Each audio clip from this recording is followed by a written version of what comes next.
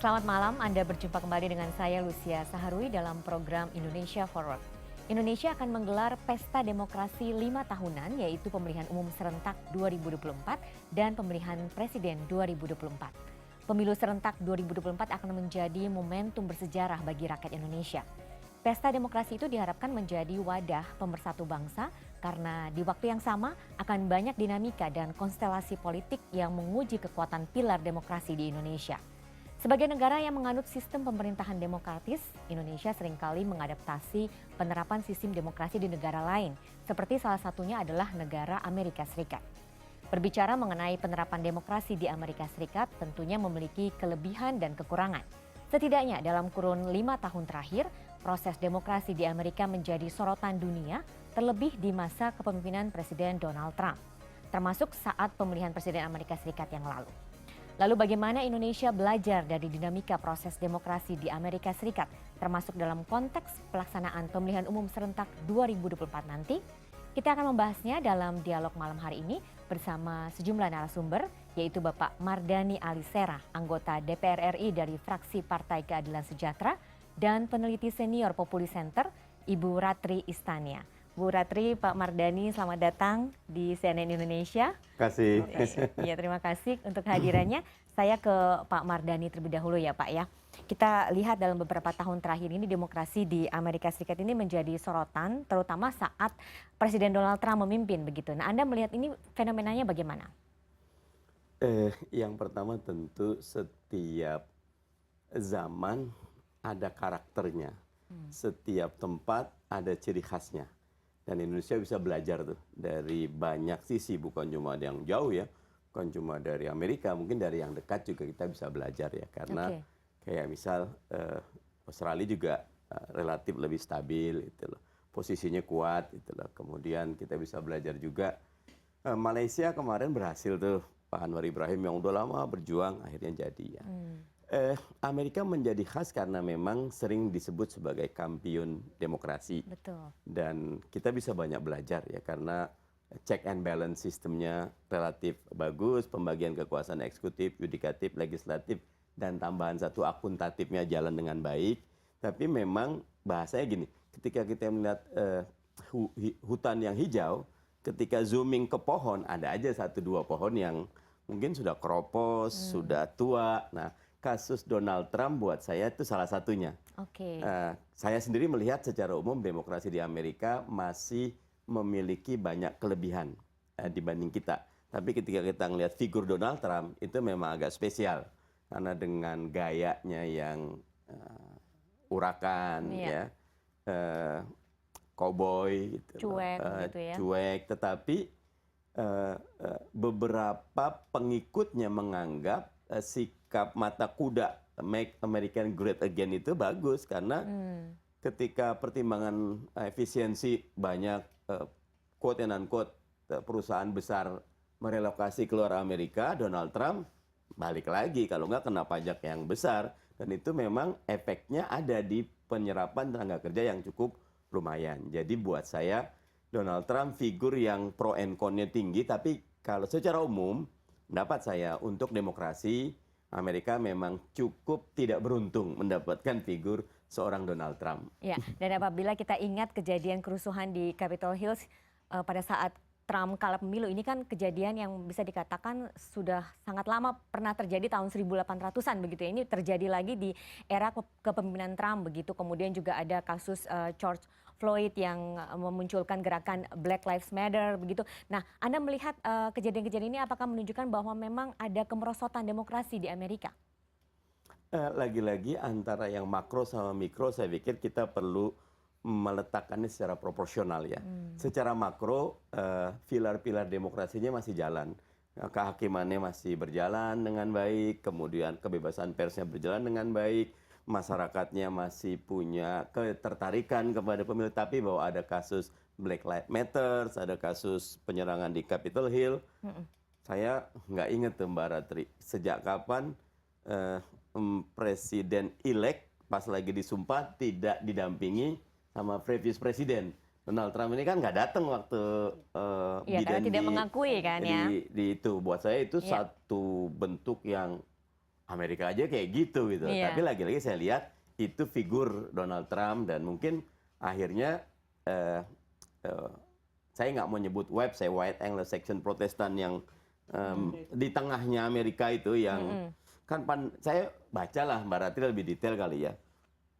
Bagaimana Ibu Michelle Obama dianggap kok ada kerak di di Gedung Putih gitu sampai sedemikian Detail ya. rasisnya gitu loh. Padahal Obama dan Michelle Obama di banyak tempat mampu menunjukkan kompas moral yang cukup baik sebagai pimpinan negara yang kampiun demokrasi. Tapi di negaranya sendiri komen rasisnya terhadap presiden dan ibu negara ada juga gitu. Nah, tetapi buat saya lagi-lagi selalu begini, demokrasi itu bisa dipandang dari sudut nilai, tapi bisa dipandang juga itu sebagai produk dari sebuah proses politik. Dan ketika kita bicara politik, politik is always lokal. Nah, dan lokalnya ini yang kadang-kadang up and down kejadiannya gitu. Oke.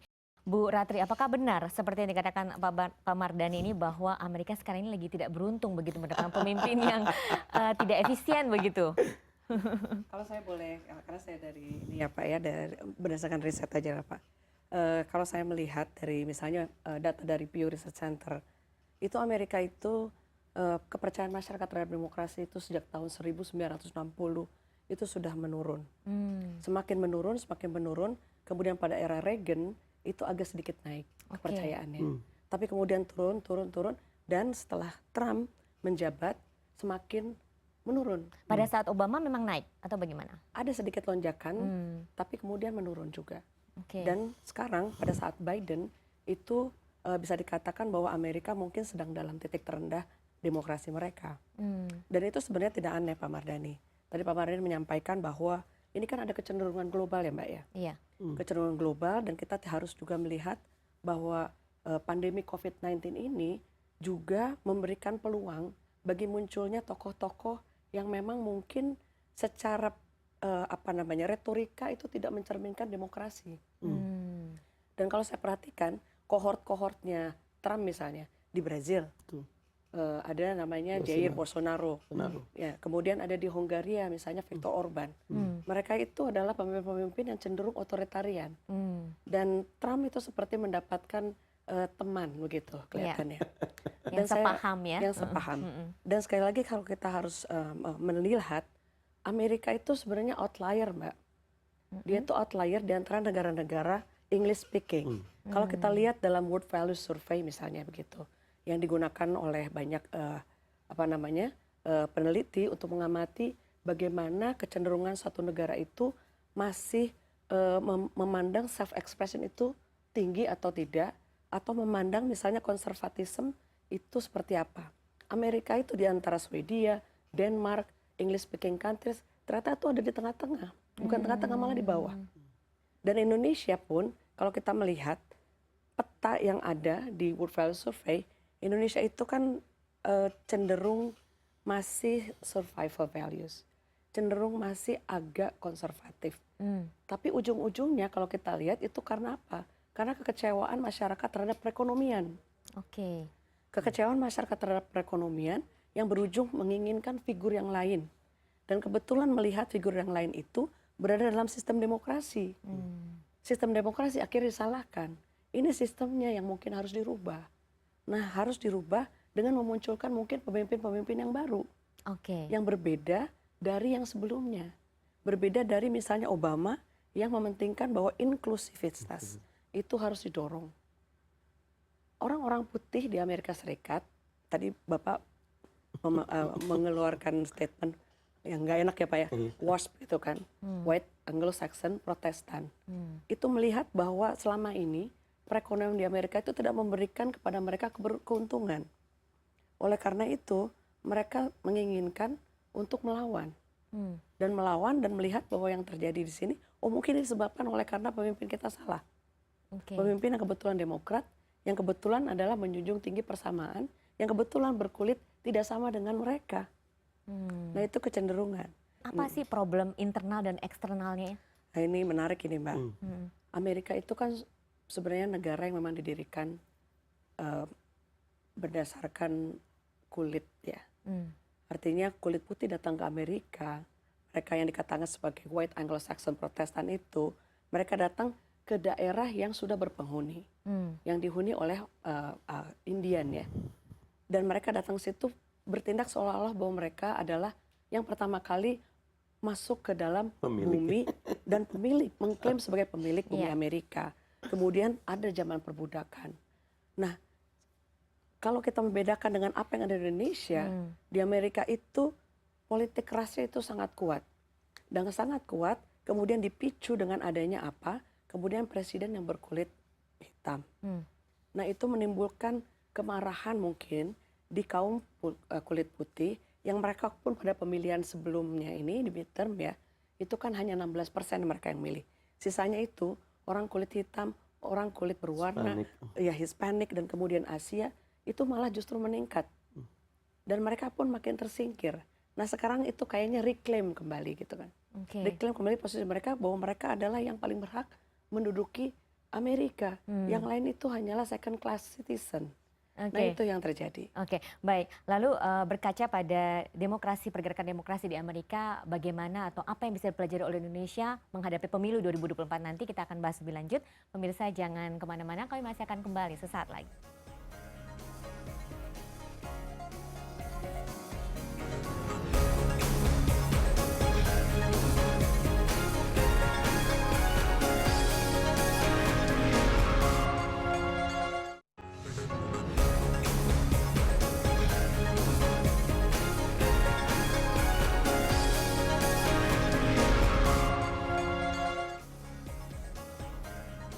Ya, Anda kembali bersama kami di program Indonesia Forward dan kita masih membahas mengenai demokrasi Amerika Serikat dan bagaimana pengaruhnya terhadap demokrasi di Indonesia.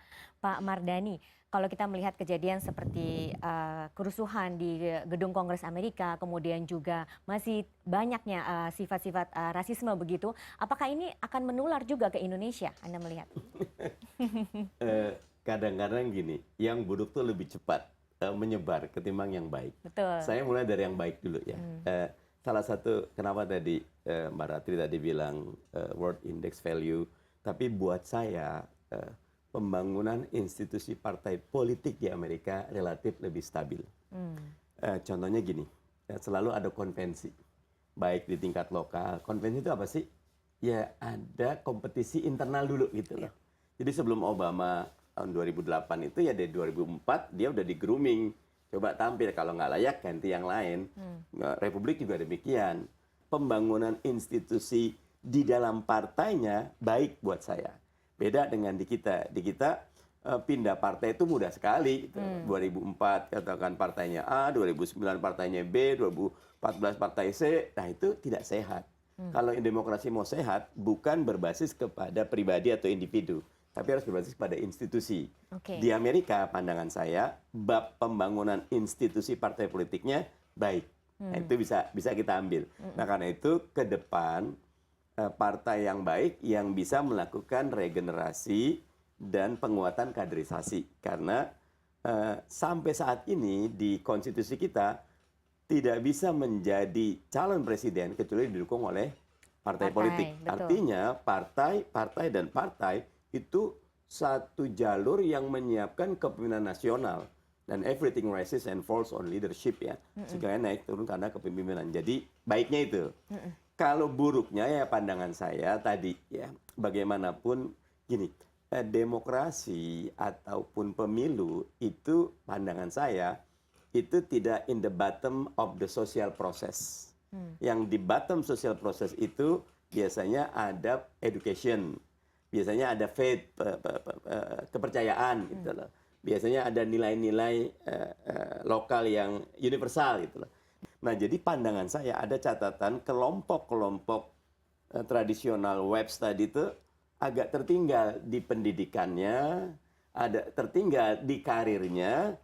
Jadinya mereka bukannya kompetisi yang sehat, tapi tadi backward itu, ambil sikap-sikap yang tidak inklusif ya, tapi makin eksklusif dan makin menegaskan yang lain itu outsiders, kitalah pemilik. Nah, itu penyakit. Dan penyakit itu harus tidak boleh diimpor ke Indonesia. Oke. Yang paling baik di kita biarkan merit system yang tumbuh berkembang, biarkan kompetisi yang sehat berkembang.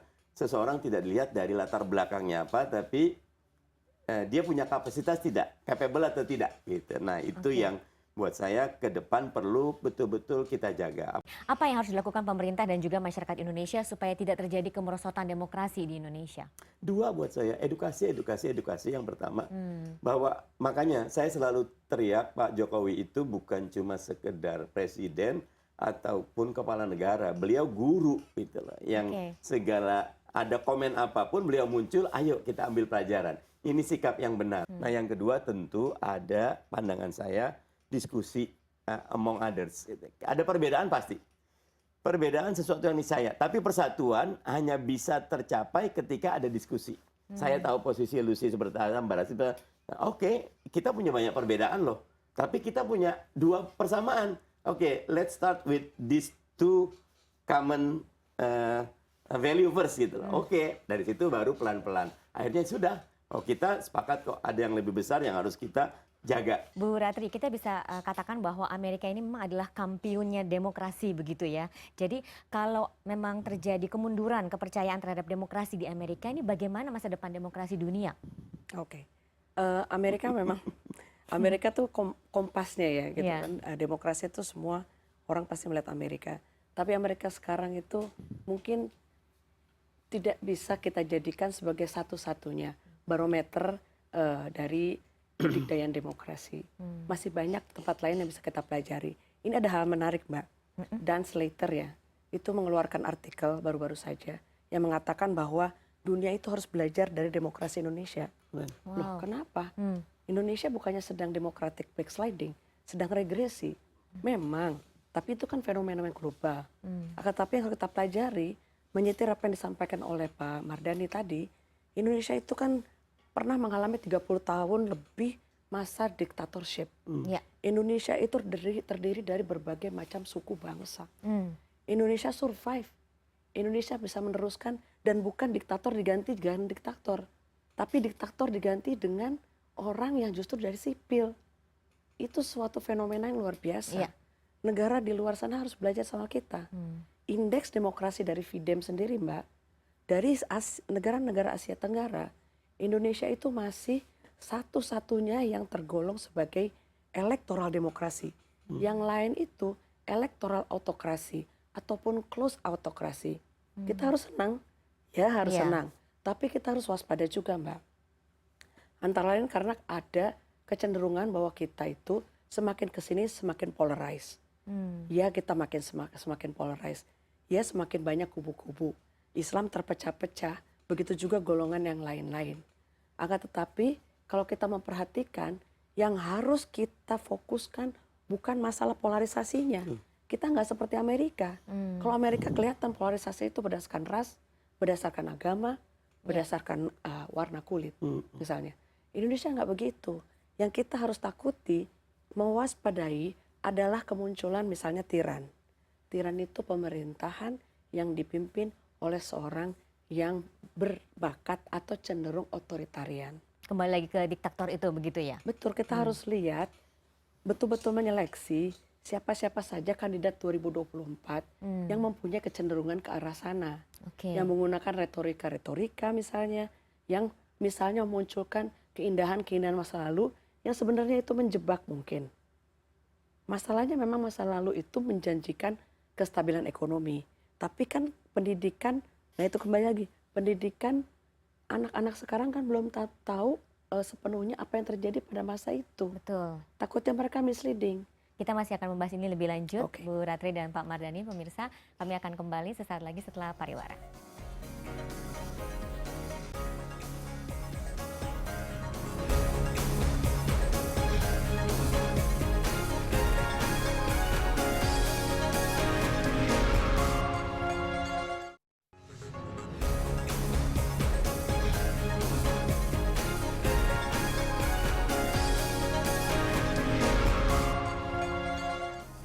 Ya, Ya, Anda kembali bersama kami di program Indonesia Forward dan kita masih membahas mengenai demokrasi di Amerika Serikat. Pak Mardhani, dalam konteks pelaksanaan pemilu ya, pelajaran apa yang bisa kita ambil dari proses pemilu di Amerika Serikat lalu? Yang pertama kalau saya tetap tadi ya, how can you govern your country if you cannot govern your party? Beresin partai politik. Tadi udah saya jelaskan. Iya. Nomor satu, karena gini, pemilih ke sistem bisa jadi catatan. Tapi kalau partainya bagus, maka akan keluar calon-calon pemimpin yang bagus. Betul. Karena hulu perbaikan tuh kayak gimana bisa dapat sistem ekonomi yang adil ketika politisinya korup? Iya. Nggak akan mungkin.